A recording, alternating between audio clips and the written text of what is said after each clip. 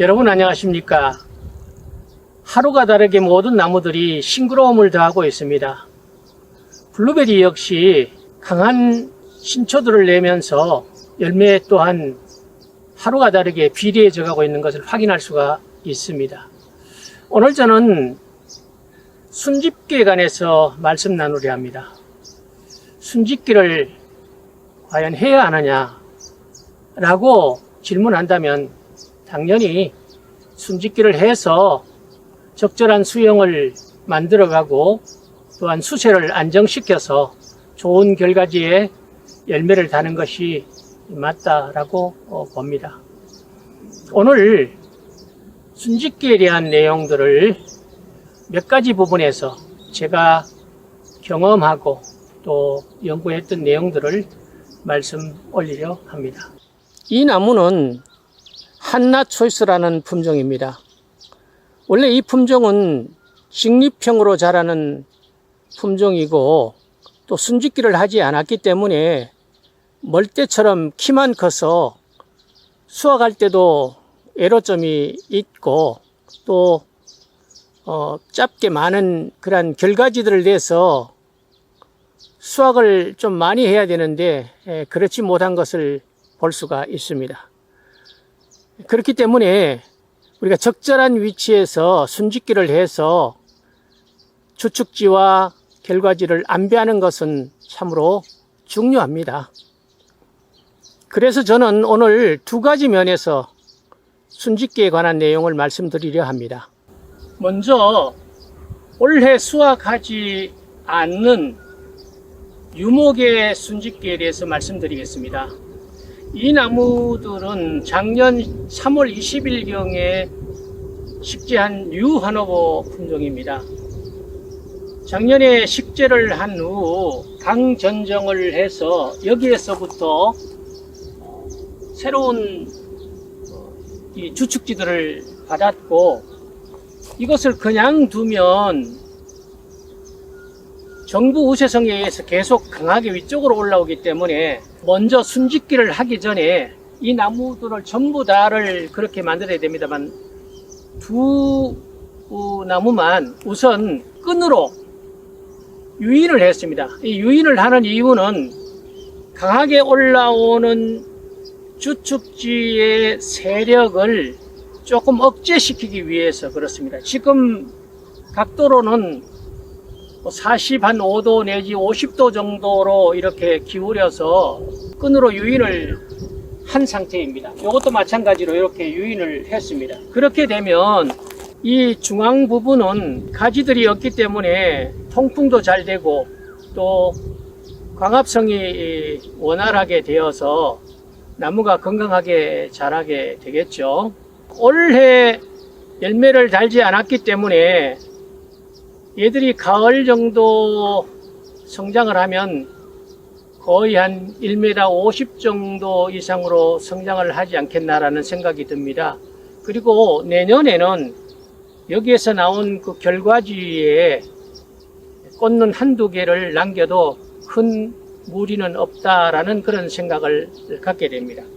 작년에 올라온 이 주축지들이 이 정도 이렇게 올라왔고 올해 다시 이 주축지 적당한 부위에 전정을 해서 올해 다시 봄에 이렇게 한 20cm 이상 되는 그러한 결과지들이 계속 발생하고 있는 것을 볼 수가 있습니다. 20cm 이상 자란 이러한 결과지들에게 순집기를 하는 것인데 순집기는 이미 요거는 제가 이제 했어요. 지금 쭉 올라온 이 상태에서 나무의 잎눈을 확인하고 잎눈의 위치를 확인한 상태에서 이쪽을 먼저 좀 더 강하게 튀게 만들어야 되기 때문에 이쪽으로 난 방향을 남기고 양쪽으로 이렇게 3개 정도 나올 것 같으니까 여기서 이제 절단을 해 준 것입니다. 그렇게 되면 여기 있는 제일 끝에 눈이 더 강하게 이쪽으로 칠 것이고, 그 다음 두 번째는 이쪽으로 칠 것이고, 세 번째는 일로 이제 그 결과지가 치겠죠. 이런 식으로 적절하게 안배를 해주고 또 새로 나오는 강한 주축지들을 받아 나가는 것입니다. 이렇게 앞으로 요 나무들은 그렇게 순짓기를 할 것입니다. 다시 정리를 한다면 올해 수확을 하지 않는 유목들은 순짓기를 끈으로 유인을 한 후에 잎의 방향을 따라서 순짓기를 해주라라는 말씀입니다. 그럼 두 번째로 올해 열매를 단 결과지는 어떻게 순짓기를 할 것인가, 이 부분에 대해서 말씀드리겠습니다. 이 나무는 네가시라는 품종입니다. 네가시도 마찬가지로 유인을 하지 않았기 때문에 정부 우체성에 의해서 끝쪽에 있는 가지들이 강하게 치고 올라오고 있는 것을 확인할 수가 있습니다. 그래서 이것도 사실 먼저 끈으로 이렇게 한 45도 전후로 유인을 해주는 것이 좋습니다. 그렇게 해서 어느 정도 세력을 좀 억제시켜 주는 것이 바람직하겠죠. 그렇게 한 후에 여기에 있는 이러한 강한 결가지들을 정리를 해야 되는데, 이 정리를 어떻게 하느냐라는 겁니다. 많은 사람들이 이 부분에 대해서는 생각들이 조금씩 다른 것으로 확인이 되고 있습니다. 이렇게 20cm 이상 자라면 지금부터도 잎눈의 방향을 봐서 이렇게 순짓기를 하는 분이 계십니다. 그것도 방법일 수는 있겠습니다. 그러나 저는 제 경험상 또 제가 연구하면서 느낀 바로는 그런 방법보다도 일단 열매가 달려있는 나무에서 나온 내년의 결과지는 지금 절단해 주는 것이 아니라, 순짓기를 해 주는 것이 아니라 그냥 둡니다. 그렇게 되면 어떻게 되느냐, 이게 30cm, 40cm도 세력에 따라서, 수세에 따라서 클 수가 있겠죠. 자랄 수가 있겠죠. 그걸 그냥 두는 겁니다. 왜 그렇게 그냥 두는가 하면 잎을 통하여서 열매들이 충분한 광합성을 하게 만들고, 그렇게 해서 열매에게 탄수화물을 많이 배당할 수 있도록 그렇게 기회를 주는 것입니다. 그렇게 한 후에 수확을 마치면 곧바로 새로 강하게 자라 나왔던 결과지를 그때 절단을 해주는 겁니다.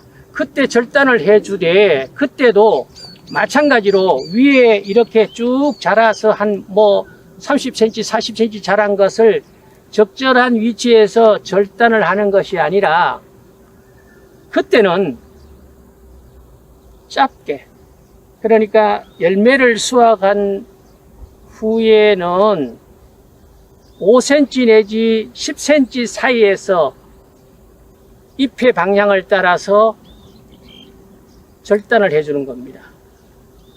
그렇게 되면 어떻게 되느냐, 지금까지는 열매의 모든 영양분들을 다 배당했는데, 60% 정도 가까이 영양분들을 열매에 배당을 했는데, 열매가 수확을 다 하고 없기 때문에 그때는 얘들이 이 주축지 또 새로운 결과지에 빠르게 배당을 시키는 것입니다.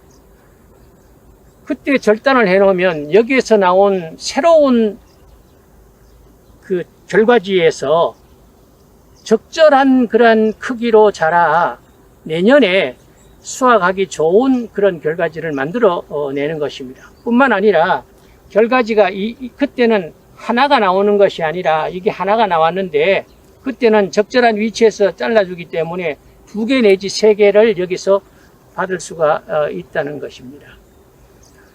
저는 제 경험상으로 지금까지 해온 방법으로 그렇게 하고 있습니다. 그런 것을 여러분들에게 오늘 공개하면서 함께 나누는 겁니다. 그 방법은 어디까지나 그 농장주의 자유입니다. 이 두 나무는 지난번에 대조군으로 둔 브리지타입니다. 이 나무는 제일 위에 있는 꽂는 두 개를 남긴 나무이고, 이쪽 나무는 중간 정도에서 꽂는 두 개를 자르고 밑에 것은 훑어준 나무입니다. 지금 현재 그 열매의 상태는 제일 위에 꽂는 두 개를 남긴 이 나무가 훨씬 더 열매가 굵습니다. 그러나 지금 모든 결과가 끝이 난 것이 아니죠. 그래서 최종적으로 열매를 수확할 때 그 열매의 크기나 또 당도나 수확량이나 이런 것들을 함께 비교해 보려고 합니다. 그때 공개를 하도록 하겠습니다. 모든 나무는 조, 중, 만생종으로 나누고 있습니다. 조생은 왜 조생이고 만생은 왜 만생인가 하면, 유효적산 온도가 긴 품종은 늦게 있기 때문에 만생종입니다. 그리고 조생종은 유효적산 온도가 짧기 때문에 일찍 익게 되는 것입니다. 이 부분은 나중에 최종적인 결과를 확인하도록 하겠습니다. 이상으로 오늘 저는 순집기에 관해서 말씀 나눴습니다. 순집기를 어떻게 할 것이냐, 유목의 순집기와 또 결실하고 있는 수확을 앞두고 있는 나무의 순집기는 저는 다르게 하고 있다라는 것을 말씀드렸습니다.